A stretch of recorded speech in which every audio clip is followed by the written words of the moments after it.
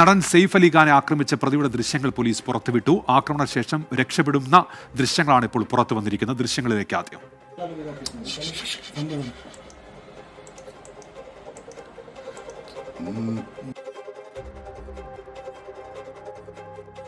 ആ ദൃശ്യത്തിൽ നിന്നെടുത്ത ഫോട്ടോഗ്രാഫ് അതുകൂടി ഇപ്പോൾ പോലീസ് പുറത്തുവിട്ടിട്ടുണ്ട്. അങ്ങനെ പ്രതിക്കായി അന്വേഷണം ഒരു ഭാഗത്ത് ഊർജിതമായി നടക്കുകയാണ്. ശ്രീനാഥ് ചന്ദ്രൻ ചേരുന്നുണ്ട് മുംബൈയിൽ നിന്ന് വിവരങ്ങളുമായി. ശ്രീനാഥ്, എവിടെ വരെ എത്തി പോലീസിന്റെ തിരച്ചിൽ? ശ്രീനാഥ്, ഇപ്പോൾ ഈ കേസിലെ നിർണായകമായ ഒരു ഘട്ടമാണ്. പ്രതിയുടെ ഫോട്ടോ ഈ മാധ്യമങ്ങൾക്ക് ഇപ്പോൾ പോലീസ് നൽകിയിട്ടുണ്ട്. പരമാവധി വേഗത്തിൽ ഇയാളിലേക്ക് എത്താനുള്ള ഒരു ശ്രമത്തിൻ്റെ ഭാഗമായാണത്. മോഷണ ശ്രമമായിരുന്നു നടന്നത് എന്നതാണ് പോലീസിൻ്റെ ഇപ്പോഴത്തെ ഒരു നിഗമനം.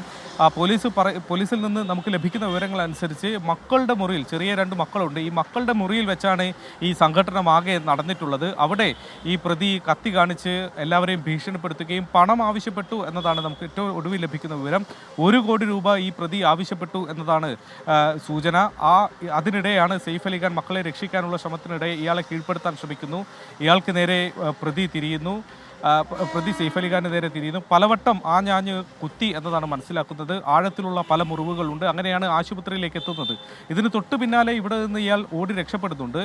ഈ മുറിയിലേക്ക് പ്രവേശിക്കുന്നത് പുറകുവശത്ത് കൂടിയുള്ള സ്റ്റെയർ കേസ് വഴിയാണ് എന്നതാണ് മനസ്സിലാക്കുന്നത്. അതേ വഴി തന്നെ ഇയാൾ തിരിഞ്ഞ് ഓടുന്നതിൻ്റെ CCTV ദൃശ്യങ്ങളാണ് ലഭിച്ചിട്ടുള്ളത്. 6ാം നിലയിൽ നിന്നുള്ള ദൃശ്യങ്ങളാണ്. സെയ്ഫ് അലി ഖാൻ്റെ മുറിയിരിക്കുന്നത് 11ാമത്തെ നിലയിലാണ്. 6ാമത്തെ നിലയിലേക്ക് ഇയാൾ ഓടിയെത്തിയപ്പോഴുള്ള ദൃശ്യങ്ങളാണ് ഇപ്പോൾ പോലീസ് പുറത്തുവിട്ടിട്ടുള്ളത്. പ്രതിയെക്കുറിച്ചുള്ള ഏതാണ്ട് എല്ലാ വിവരങ്ങളും പോലീസിന്റെ കൈവശമുണ്ട് എന്നതാണ് മനസ്സിലാക്കുന്നത്. ഒരുപക്ഷെ ഇന്ന് തന്നെ ഇയാളുടെ അറസ്റ്റ് രേഖപ്പെടുത്തിയാലും അത്ഭുതപ്പെടേണ്ടി വരില്ല. അത്തരത്തിലുള്ള സൂചനകളാണ് പോലീസ് ക്യാമ്പിൽ നിന്ന് ലഭിക്കുന്നത്. 10 സംഘങ്ങളായി തിരിഞ്ഞാണ് ക്രൈംബ്രാഞ്ച് ഈ കേസ് ഇപ്പോൾ അന്വേഷിച്ചു കൊണ്ടിരിക്കുന്നത്. ഉന്മേഷ്. ശ്രീനാഥ് ചന്ദ്രനാണ് മുംബൈയിൽ നിന്ന് വിശദാംശങ്ങൾ നൽകിയത്.